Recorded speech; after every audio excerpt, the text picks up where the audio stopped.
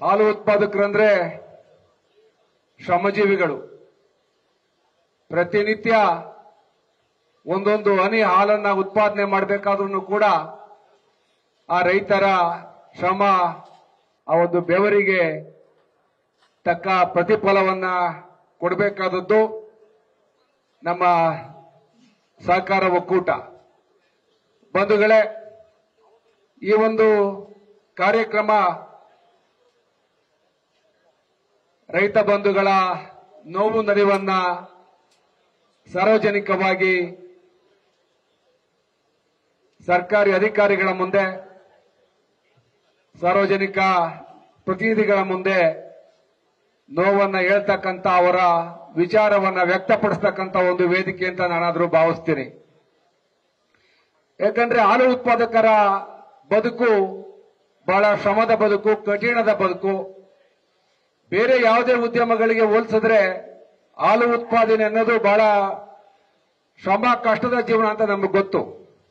ಇವತ್ತು ಏನು ರಾಜ್ಯ ಸರ್ಕಾರ ಹಾಲು ಉತ್ಪಾದಕರಿಗೆ ನೆರವಿಗೆ ಬಹಳ ಹಿಂದಿನಿಂದನೂ ಕೂಡ ಪ್ರೋತ್ಸಾಹವನ್ನ ಕೊಟ್ಕೊಂಡು ಬರ್ತಾ ಇತ್ತು. ಆದ್ರೆ ಇವತ್ತಿನ ರಾಜ್ಯ ಸರ್ಕಾರ ಬಹುಶಃ ಹಾಲು ಉತ್ಪಾದಕರ ಪ್ರೋತ್ಸಾಹ ಧನವನ್ನ, ಹಳೇದನ್ನ ಎಲ್ಲ ಬಾಕಿ ಉಳಿಸ್ಕೊಂಡಿದೆ ಅಂತ ನಾನಾದ್ರೂ ಭಾವಿಸ್ತೀನಿ. ಬಹಳ ಹಣವನ್ನ ಹಾಲು ಉತ್ಪಾದಕರಿಗೆ ಪ್ರೋತ್ಸಾಹ ಧನವನ್ನ ಕೊಡಬೇಕು. ಆ ಒಂದು ಹಣವನ್ನ ರಾಜ್ಯ ಸರ್ಕಾರ, ನಮ್ಮ ಮುಖ್ಯಮಂತ್ರಿಗಳು, ಉಪಮುಖ್ಯಮಂತ್ರಿಗಳು ಹೇಳ್ತಾ ಇರ್ತಾರೆ, ಸರ್ಕಾರ ಜನಪರವಾದಂತ ಸರ್ಕಾರ, ರೈತರ ಬಾಗಿಲಿಗೆ ಬಂದು ಕೆಲಸ ಮಾಡ್ತಕ್ಕಂಥ ಸರ್ಕಾರ ಅಂತೇಳಿ ಅವರು ಘೋಷವಾಕ್ಯವನ್ನು ಕೂಡ ಹೇಳ್ತಾ ಇರ್ತಾರೆ. ಆದ್ರೆ ಹಾಲು ಉತ್ಪಾದಕರಿಗೆ ಅವರ ಪ್ರೋತ್ಸಾಹ ಧನವನ್ನ ಬಹಳ ವರ್ಷಗಳಿಂದ ಬಾಕಿ ಉಳಿಸ್ಕೊಂಡಿದೆ. ಅದನ್ನ ಮಾನ್ಯ ಜಯಮೂರ್ತಿ ಅವರು ಪ್ರಸ್ತಾಪ ಮಾಡ್ತಾರೆ, ಎಷ್ಟು ಹಣ ಬರಬೇಕು, ನಮ್ಮ ತಾಲೂಕಿಗೆ ಎಷ್ಟು ಬರಬೇಕು, ಎಷ್ಟು ತಿಂಗಳಿಂದ ಬಾಕಿ ಇದೆ ಅಂತೇಳಿ. ರೈತ ಪರ ಸರ್ಕಾರ ಆದ್ರೆ ರೈತರ ಬೆನ್ನಿಗೆ ಯಾಕೆ ನಿಂತ್ಕೊಂಡಿಲ್ಲ, ಅದು ನನ್ನ ಪ್ರಶ್ನೆ. ಇತ್ತೀಚಿನ ದಿನಗಳಲ್ಲಿ ನೀವೆಲ್ಲ ನೋಡ್ತಾ ಇದ್ದೀರಿ, ಪಶು ಆಹಾರದ ಬೆಲೆ ಜಾಸ್ತಿ ಆಗಿದೆ. ರೈತರಿಗೆ ಇವತ್ತು ಮೇವು ಬೆಳಿಬೇಕಾದ್ರೂ ಕೂಡ ಅವ್ರಿಗೆ ದುಬಾರಿ ಖರ್ಚಾಗ್ತದೆ.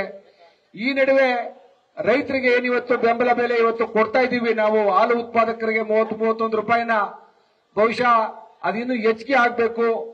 ಬಹಳಷ್ಟು ಜನ ರೈತರು ಇದು ಆದಾಯದ ಉದ್ಯಮ ಅಲ್ಲ ಅಂತೇಳಿ ಎಷ್ಟೋ ಜನ ಇದನ್ನ ಕೈ ಚೆಲ್ಲದಂತ ಉದಾಹರಣೆಗಳು ನಮ್ಮ ತಾಲೂಕಲ್ಲಿವೆ. ಆದ್ರೆ ಅನಿವಾರ್ಯವಾಗಿ ಬೇರೆ ದಾರಿ ಕಾಣದೆ ರೈತರು ಈ ಒಂದು ಕಸಬನ್ನ ಮುಂದುವರಿಸಿಕೊಳ್ತಾ ಹೋಗ್ತಾ ಇರ್ತಕ್ಕಂಥ ಈ ಸಂದರ್ಭದಲ್ಲಿ ನಮ್ಮ ಸರ್ಕಾರ 3 ದಿವಸದಿಂದ ಒಂದು ದೊಡ್ಡ ಶಾಕ್ ಅನ್ನ ಕೊಟ್ರು. ಪೆಟ್ರೋಲ್ ಮತ್ತು ಡೀಸೆಲ್ ಬೆಲೆಯನ್ನ ಜಾಸ್ತಿ ಮಾಡಿದ್ರು.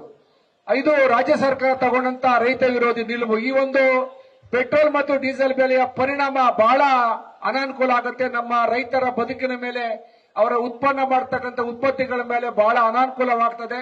ಆ ದೃಷ್ಟಿಯಿಂದನೂ ಕೂಡ ಇದೊಂದು ಜನವಿರೋಧಿ ಸರ್ಕಾರದ ನೀತಿ ಅಂತ ಹೇಳ್ತಾ, ನಾನು ಯಾವಾಗಲೂ ಹೇಳ್ತಾ ಇರ್ತೀನಿ, ಹಾಲನ್ನ ಎಲ್ಲಾ ರಾಜ್ಯದಲ್ಲೂ ಎಲ್ಲಾ ವಾತಾವರಣದಲ್ಲೂ ಕೂಡ ಹಾಲು ಉತ್ಪತ್ತಿ ಆಗುವುದಿಲ್ಲ. ಅದಕ್ಕೆ ಪೂರಕವಾದಂತ ವಾತಾವರಣ ರಾಜ್ಯದಲ್ಲಿ ಇರ್ತಕ್ಕಂಥದ್ದು ಬೆಂಗಳೂರು, ನಮ್ಮ ಏನು ಬೆಂಗಳೂರು, ಮೈಸೂರು, ಹಾಸನ, ಹಳೆ ಮೈಸೂರು ಭಾಗ. ಅದು ಬಿಟ್ರೆ ಬೆಳಗಾಂ ಬಿಟ್ಟರೆ ಇಡೀ ರಾಜ್ಯದಲ್ಲಿ ಬೇರೆ ಕಡೆ ಹೆಚ್ಚಿಗೆ ಹಾಲು ಉತ್ಪತ್ತಿಯನ್ನು ಮಾಡೋಕ್ಕಾಗಲ್ಲ. ಯಾಕೆಂದ್ರೆ ರಾಸುಗಳಿಗೆ ಅತ್ಯಧಿಕವಾದಂತಹ ಉಷ್ಣಾಂಶಗಳು ಮತ್ತು ಮೇವಿನ ಕೊರತೆ, ಇನ್ನಿತರ ವಿಚಾರಗಳಿಂದ ಬೇರೆ ಕಡೆ ಹಾಲು ಉತ್ಪತ್ತಿ ಆಗುವುದಿಲ್ಲ.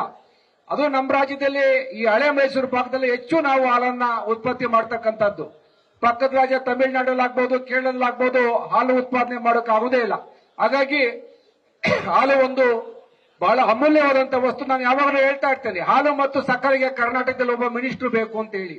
ಯಾಕಂದ್ರೆ ಹಾಲಿನಲ್ಲಿ ಬಹಳ ವೈವಿಧ್ಯಮಯವಾದಂತ ಉಪ ಉತ್ಪನ್ನಗಳನ್ನ ತಯಾರು ಮಾಡಬಹುದು. ಅದರ ಮಟ್ಟಿಗೆ ನಮ್ಮ ಬೆಂಗಳೂರು ಡೈರಿ ಏನು ನಮ್ಮ ಬಮೂಲ್ ಇದೆ, ಅದು ಇನ್ನೂ ವೈಜ್ಞಾನಿಕವಾಗಿ, ತಾಂತ್ರಿಕವಾಗಿ ಹಲವಾರು ವಿಚಾರಗಳನ್ನು ಅಳವಡಿಸ್ಕೋಬೇಕು. ಹಾಲಿನ ಉಪಮೌಲ್ಯಗಳನ್ನ ತಯಾರು ಮಾಡುವ ಮುಖಾಂತರ ಅದು ರಾಷ್ಟ್ರೀಯ ಮತ್ತು ಅಂತಾರಾಷ್ಟ್ರೀಯ ಮಟ್ಟಿಗೆ ಕಾಂಪೀಟ್ ಮಾಡಬೇಕು. ಇವತ್ತು ಅಮೂಲ್ ಮತ್ತೆ ನಂದಿನಿ ಬ್ರ್ಯಾಂಡ್ಗಳು ದೇಶದಲ್ಲಿದ್ರು ಕೂಡ ಅಮೂಲ್ನ ವೇಗದಲ್ಲಿ ನಾವು ಸಾಕಬೇಕಾದ್ರೆ ಇನ್ನೂ ಬಹಳ ವರ್ಷಗಳು ಬೇಕು. ನಂದಿನಿ ಕೂಡ ಇವತ್ತು ಗ್ರಾಹಕರನ್ನ ಸೆಳೆಯುವ ಉದ್ದೇಶದಿಂದ ರೈತರ ಹಾಲಿಗೆ ಹೆಚ್ಚಿಗೆ ಬೆಲೆ ಕೊಡಬೇಕು ಅಂದ್ರೆ ಏನು ನಿಮ್ಮ ಸಹಕಾರ ಸಿಬ್ಬಂದಿ ಇದ್ದಾರೆ, ಇವರು ತಾಂತ್ರಿಕವಾಗಿ ಮತ್ತು ಮಾರುಕಟ್ಟೆ ವಿಸ್ತರಣೆ ಮತ್ತೆ ಹಾಲಿನ ಉಪ ಉತ್ಪನ್ನಗಳನ್ನ ತಯಾರು ಮಾಡೋದ್ರಲ್ಲಿ ಸಾಕಷ್ಟು ಕ್ರಮವನ್ನು ತಗೋಬೇಕು. ವೈಜ್ಞಾನಿಕವಾದ ಬಗ್ಗೆ ಬೆಳಕಿರಬೇಕು ಅಂತ ಹೇಳ್ತಾ, ಇತ್ತೀಚಿನ ದಿನಗಳಲ್ಲಿ ಒಂದಷ್ಟು ಉತ್ಪನ್ನಗಳು ಬರ್ತಾವೆ ಮಾರುಕಟ್ಟೆಗೆ. ಅದು ಸಾಲದು, ಬಹಳಷ್ಟು ಹಾಲಿನಿಂದ ಬರ್ತಕ್ಕಂಥ ಉಪ ಉತ್ಪನ್ನಗಳು ನೂರಾರು ಉತ್ಪನ್ನಗಳನ್ನ ತಯಾರು ಮಾಡಬಹುದು. ಆ ನಿಟ್ಟಿನಲ್ಲಿ ಹೆಚ್ಚಿಗೆ ಒತ್ತು ಕೊಡಬೇಕು ನಮ್ಮ ಸಹಕಾರ ಸಂಘ ಅಂತ ಹೇಳ್ತಾ ಈ ಒಂದು ಕಾರ್ಯಕ್ರಮದಲ್ಲಿ ನಾನು ಕೂಡ ಭಾಗವಹಿಸಲು ಅವಕಾಶ ಮಾಡಿಕೊಟ್ಟಂತ ಎಲ್ಲ ನಮ್ಮ ಹಾಲು ಉತ್ಪಾದಕರಿಗೆ ಮತ್ತೆ ಬೆಂಗಳೂರು ಸಹಕಾರ ಹಾಲು ಒಕ್ಕೂಟದ ಎಲ್ಲ ನಮ್ಮ ಪದಾಧಿಕಾರಿಗಳಿಗೆ ಸಿಬ್ಬಂದಿಗಳಿಗೆ ಧನ್ಯವಾದಗಳನ್ನು ಹೇಳ್ತಾ ಒಂದು ಉತ್ತಮವಾದಂತಹ ಕಾರ್ಯಕ್ರಮ. ಕುಮಾರಸ್ವಾಮಿ ಅವರು ಕೇಂದ್ರದ ಸಚಿವರಾದ್ಮೇಲೆ ಒಂದು ಒಳ್ಳೆಯ ಕಾರ್ಯಕ್ರಮದಲ್ಲಿ ರೈತ ಪರವಾದಂತಹ ಕಾರ್ಯಕ್ರಮದಲ್ಲಿ ಭಾಗವಹಿಸಿದ್ದಾರೆ. ತಾಲೂಕಿನ ಜನಗಳ ಮೇಲೆ ಇರ್ತಕ್ಕಂಥ ಅವರ ಪ್ರೀತಿ ಅಭಿಮಾನ ಹೀಗೆ ಮುಂದುವರಿಯಲಿ ಅಂತ ಹೇಳ್ತಾ ತಮ್ಗೆಲ್ಲರಿಗೂ ವಂದಿಸಿ ನನ್ನ ಮಾತನ್ನು ಮುಗಿಸ್ತೀನಿ. ನಮಸ್ಕಾರ. ನ್ಯೂಸ್ ಫಸ್ಟ್ ನಿರ್ಭೀತಿಯಿಂದ ನಿಮ್ಮ ಪರವಾಗಿ.